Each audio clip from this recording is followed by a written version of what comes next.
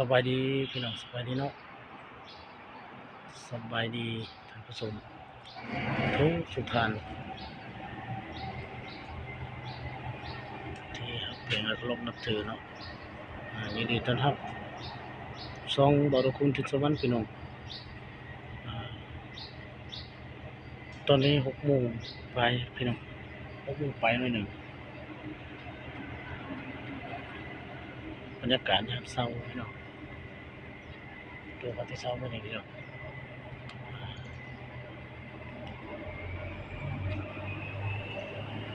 โอ้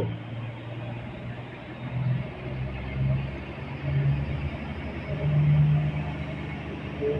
ไฟดับพี่น้องไฟดับครับติดจับปั่นไฟพี่น้อง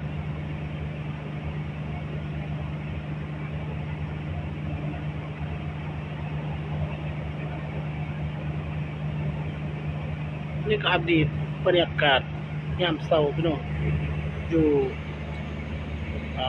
เตะซองสิบทางเตะซองเส้นทางไปเข้มพองแล้วก็สังเจียมแต่ว่าคีดนี่ก็เม่นคีดอ่าคีดสังเจียงนี่เขาเป็นบ้านนะครับพี่น้องเมืองสุขุตะกอนนครหลวงจันทร์ไปติดตามผู้ติดตามรับชมคลิปของคุณทิศวรรณก็คือสิที่หูเคยถ่ายคลิปลงมาตลอดพี่น้องอยู่ในตรงมันสุดใต้ก็เคยถ่ายพี่น้องเที่ยวแถวโรงแรมฮูนานเนาะนี่โรงแรมยุดนานพี่น้องประทับใจยุดนานเขาสร้างใหม่กำลังสร้าง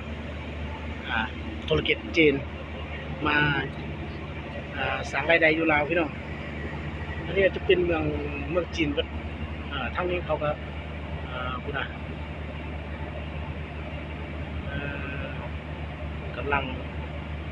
สีแดงเนาะ